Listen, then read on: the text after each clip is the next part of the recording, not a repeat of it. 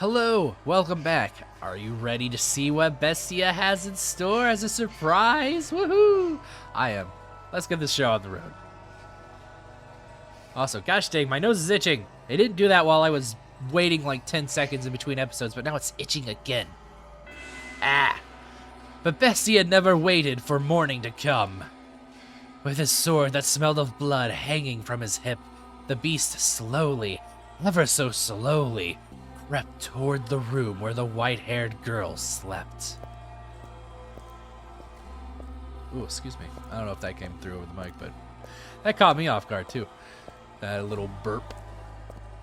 The time was soon approaching for the bloodthirsty beast to paint the walls with the young woman's blood, to turn her bedchamber into a gore-splattered altar upon which he would offer her to the devil.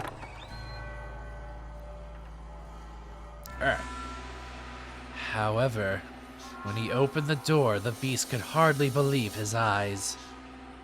Oh.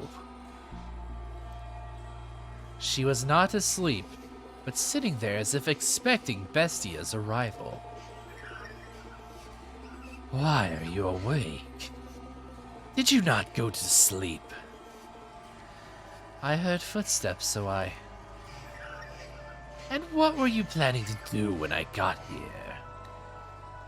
It's a good question. Surely you didn't think we'd simply have a nice midnight chat.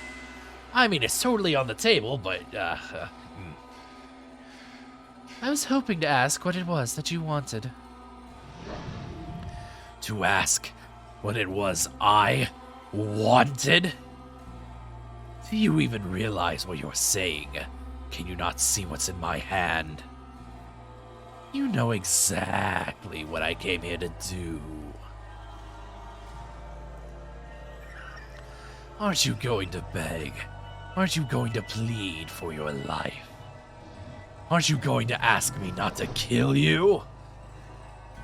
If it's necessary. But is that what you want? What I want is something much more gratifying than your pleas. I want to hold a banquet.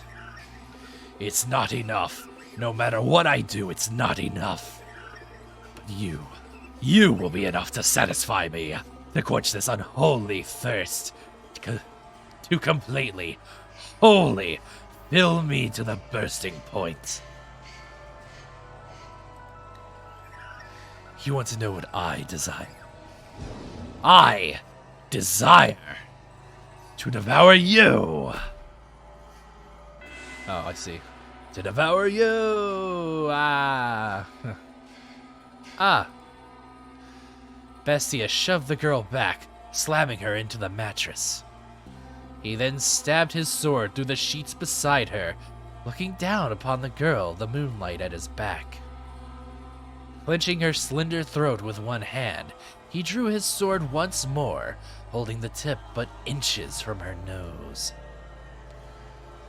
No matter how much blood it drank, the sword continued to shine gloriously, as though it had just come from the forge. It was an awe-inspiring, tear-shedding blade, the sight of which would cause anyone to imagine the misfortune about to befall them. Go on, mock me. Ridicule the hideous, barbaric beast standing before you. From the moment you saw me, you thought me unsettling, no. But you averted your eyes. I just spat. Because I had food for you. Because I gave you a place to rest. You pretended not to notice the beast. This is retribution. Retribution for you damned humans. So beg for your life like they all do. Cry, plead for mercy. If you say that you are ugly, then I must be equally ugly. What? What came from the girl's mouth was neither a plea, nor an insult, nor a scream. Full-grown men had wept before him, and yet this slight young woman did not. despite this terrifying beast being upon her, moments away from extinguishing her life. Even I almost shrieked in fright. Bestia couldn't believe neither his eyes nor his ears. Do you not fear me? Can you not see what I'm about to do to you? What am I to be afraid of? I'm threatening to murder you. To rip your intestines out with these claws and watch you die in agony. I enjoy it more than anything in the world. Filling others' hearts with fear. The more lives I take, the more I enjoy it. I'm a beast driven by madness. What he expected was for the beautiful girl before him to desperately implore him for mercy. He wanted nothing more than to see despair seep into every corner of her red eyes. For he believed that it would be a truly sublime moment, euphoria unlike anything he had experienced before.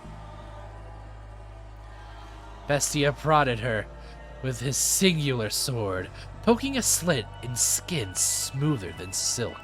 This game sure does have a weird thing for describing skin. You mean to take mercy on me because you see me as pitiful? But she did not do as the beast wished. She looked up at him with sympathy rather than fear. This rattled the beast. He had never once seen anyone respond to him that way. What possessed you to say that? What on earth is going through your head? It's a little too crazy for me. Mercy? Mercy? Do you not comprehend the situation? How can you be so calm? Scream, cry and shout, beg for me to spare you. Throw yourself at my feet. Throw yourself at my feet. Otherwise, I'm a beast. A beast that never tires of killing. To me, you appear to be a person. The squeaking has stopped. Somebody has stopped squeaking the plates. Stopped rubbing the sponge against the plates. You're lying. You listen to the things I say and you respond with your own words.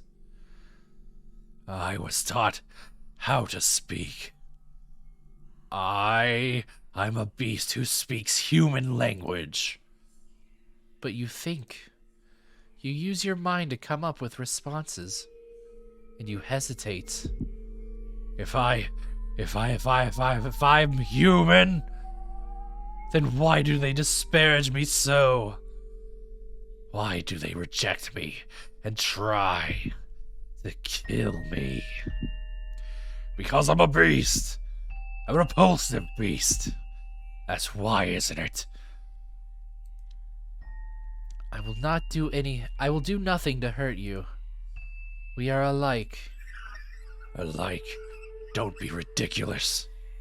How can you say we're alike when you're as beautiful as you are? There is nothing beautiful about me. What value does outward appearance have? You have suffered much persecution, which is why you tremble in fear. I'm not trembling. I'm not afraid. I can hear the cries of your heart. What on earth is wrong with you? You know what? I'm no longer fun. Get out of here. Why are you not afraid? Why do you not scream in terror? I am afraid, but more than fear. I feel like I now know what my role is. Your role.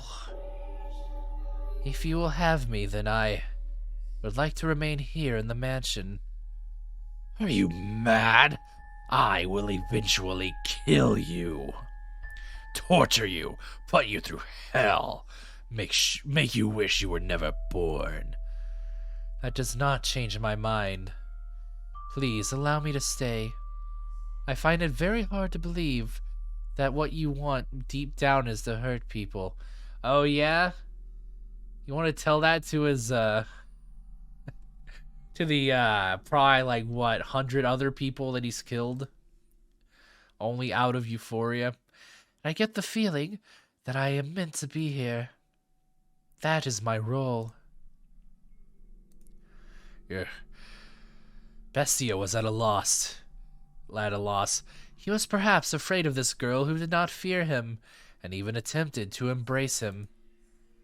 She behaved too differently from all the other humans he knew of, who only ever harassed and pushed him away. Why are you so kind to me? To this beast, this murderer. Bestia's sword slipped from his hand, hitting the hard floor with a metallic whine.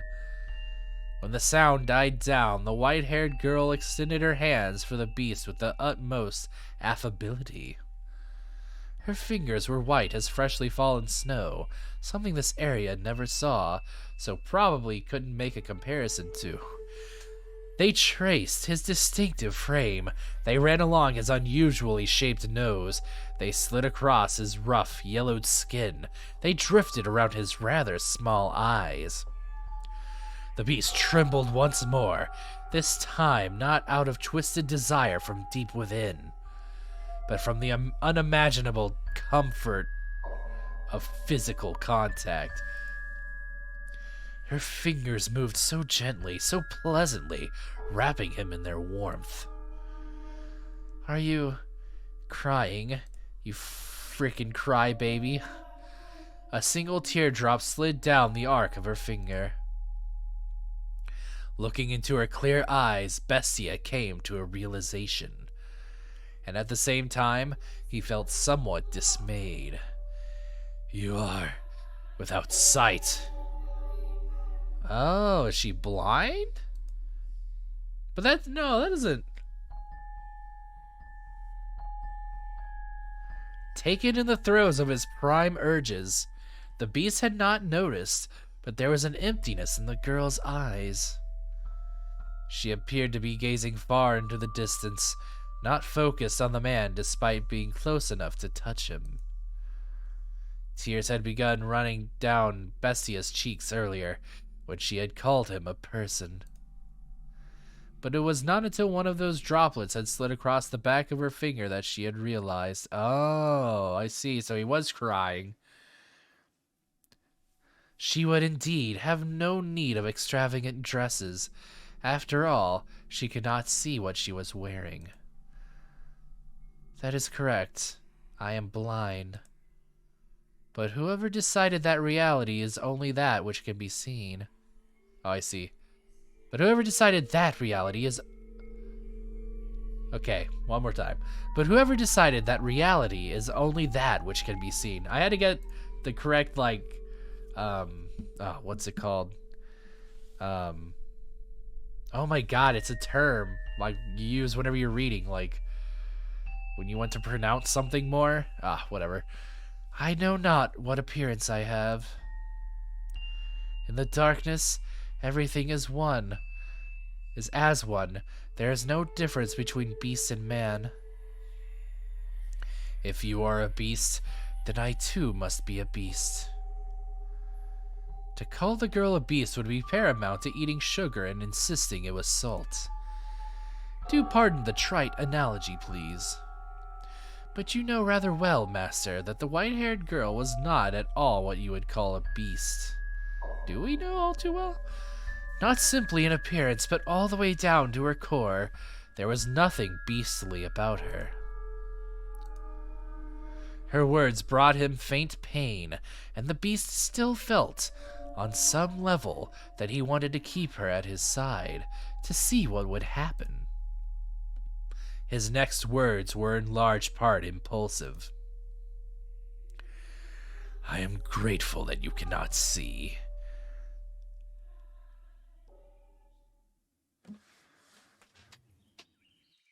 Sorry, I had to scratch my leg. Without exception, everyone who had wandered into the mansion had lost their lives before the sun rose the next morning. She was the first visitor who had not met this fate.